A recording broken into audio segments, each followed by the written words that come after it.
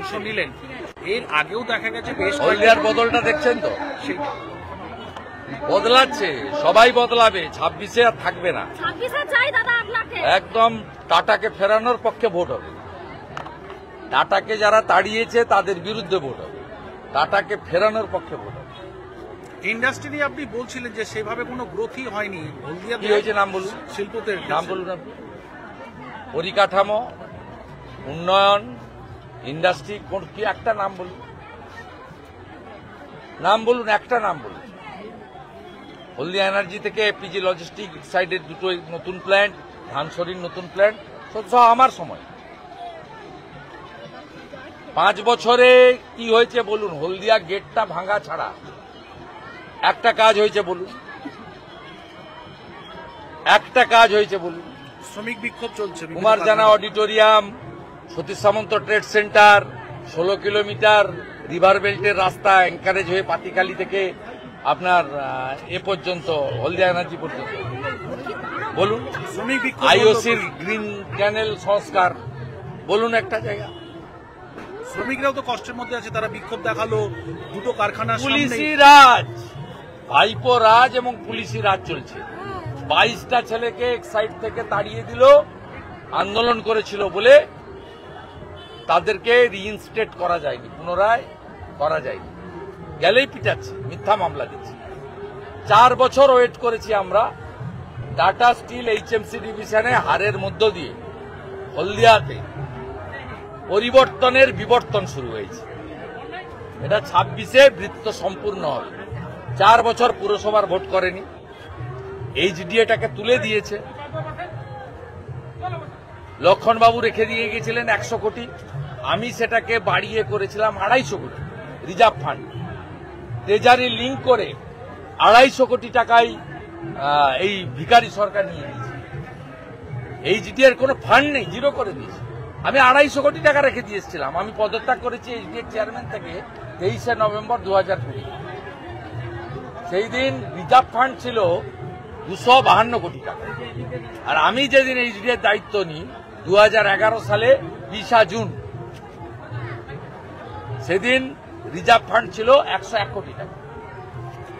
আমি তো অস্বীকার করি না, আজকে যান জিরো করে দিয়েছে, পুরো টাকা তুলে নিয়ে গিয়ে খেলা মালা মুখ ভাতা মাতা করে সব করে। হলদিয়া শিল্পাঞ্চলের ভবিষ্যৎ কি বলছিলেন? পরিবর্তন না হলে হলদিয়া শিল্পাঞ্চলের গৌরব ফিরবে না। একটাই ওষুধ, একটাই সমাধান, মমতা ভাগাও, শিল্প বাঁচাও। একটা বিষয়, পাঁশকুড়াতে যে ভয়ঙ্কর ঘটনা ঘটলো, হ্যাঁ, সেখানে দফায় দফায় ভাবে বিক্ষোভ হচ্ছে, এখানেও তৃণমূল, জাহির আব্বাস এবং তার মৌরুসি পাটটা সব জায়গায়, শাহজাহান পাবেন সব জায়গায়, যুগে যুগে। হলদিয়া কালিয়াগঞ্জের জাভেদ, মাটিগাড়ার সাদ্দাম, পাঁশকুড়া জাহির আব্বাস, মডেল 1। এর কি শেষ নেই? এর কি শেষ নেই? শেষ একটাই, মমতা প্রাক্তন মুখ্যমন্ত্রী, ভাইপো জেলে। दादा बेंगल में दादा हिंदी देखता दादा, बेंगल में इंडस्ट्री की हालत बहुत खराब है। 6,888 industry close during the period of Mamata Banerjee. Mamata Banerjee का जो डिस्ट्रक्टिव मूवमेंट था उसमें टाटा को भगाया, नैनो कारखाना को डिनामाइट देकर पूरा उड़ा दिया, तोड़फोड़ कर दिया। बंगाल में एक भी इंडस्ट्री नहीं आ रहा है। सरकार का गलत लैंड पॉलिसी है और सबसे शर्मनाक कदम उठाया, इस बार का बजट में इंडस्ट्रियल इंसेंटिव्स नहीं है। This is first time after independent state government का बजट में जो इंडस्ट्रियल प्रमोशन इंसेंटिव्स इस बार बजट में नहीं है। पढ़ लीजिए बंगाल का 25-26 जो बजट है वो ही पढ़ लीजिए। दादा पांशकुड़ा में जो हुआ है एक नाच के साथ, इस बारे में क्या बोले? ममता बनर्जी जितना दिन रहेगी, हर माँ बेटी बहन दीदी कोई सुरक्षित नहीं है, कोई सुरक्षित नहीं है। वो अभय हो सकता है, तमन्ना हो सकता है, वो कौसबा लॉ कॉलेज का छात्र विद्यार्थी हो सकता है और वो दूसरा कोई हो सकता है। कोई दीदी बहन बेटी सुरक्षित नहीं है। इसलिए पूरा बंगाल में नारा यही है, कन्या बचाओ ममता भगाओ, दादा अमित शाह जी, बेटी बचाओ ममता भगाओ। दादा अमित शाह जी फिर बंगाल में आ रहा है, इस बारे में क्या? अमित शाह जी स्वराष्ट्र मैं मंत्री एक ने- टिप्पणी करूंगा, ऑफिशियल उनका प्रोग्राम जब आएगा तब टिप्पणी करूंगा। एक कोई मीडिया से कोई इन्फॉर्मेशन सुनते हुए रिएक्ट करना ठीक नहीं है। बड़ा नेता है, देश के गृह मंत्री है, उनका थोड़ा प्रोटोकॉल। বলছি হলদিয়া শিল্পাঞ্চলের রাস্তাঘাট একদম বেহাল, সাধারণ মানুষ যাতায়াত করতে পারছে না। এসডিএ চেয়ারম্যান বলছে পয়সা নেই, কি করবো, মাথায় হাত। কি উনি বলবেন? পদত্যাগ করছেন না, আমাকে কাজ করতে না দিলে তুমি পদত্যাগ করবে। উনি গাড়িটা চড়ছেন কেন? আমি তো গাড়ি চড়ি, একমাত্র এইচডিএ চেয়ারম্যান গাড়ি চড়ায়নি, টিয়ে নেয়নি শুভেন্দু দিকে। উনি তো একটা ভালো এসি বড় গাড়ি চড়েন, নীলবাতি লাগানো থাকে।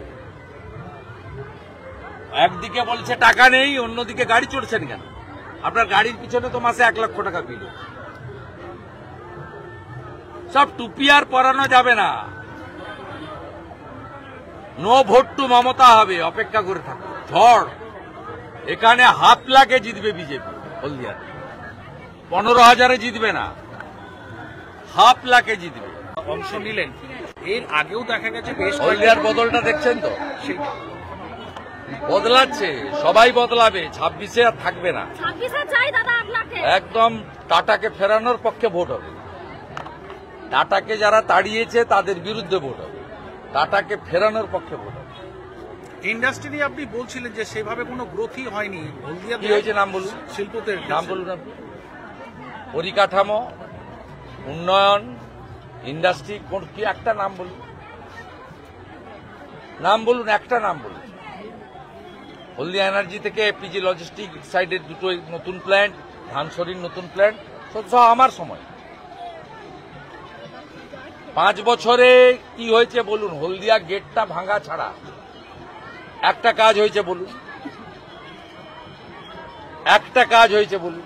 শ্রমিক বিক্ষোভ চলছে বিভিন্ন কুমার জানা কারখানায়। অডিটোরিয়াম, সতীশ সামন্ত ট্রেড সেন্টার, 16 কিলোমিটার রিভার বেল্টের রাস্তা এনকারেজ হয়ে পাতিখালি থেকে আপনার এ পর্যন্ত হলদিয়া এনার্জি পর্যন্ত বলুন। শ্রমিক বিক্ষোভ আইওসির গ্রিন ক্যানেল সংস্কার বলুন একটা জায়গা। শ্রমিকরাও তো কষ্টের মধ্যে আছে, তারা বিক্ষোভ দেখালো দুটো কারখানার পুলিশি সামনে। রাজ, ভাইপো রাজ এবং পুলিশি রাজ চলছে। 22টা ছেলেকে এক সাইড থেকে তাড়িয়ে দিল, আন্দোলন করেছিল বলে তাদেরকে রিইনস্টেট করা যায়নি, পুনরায় করা যায়নি, গেলেই পিটাচ্ছে, মিথ্যা মামলা দিচ্ছে। 4 বছর ওয়েট করে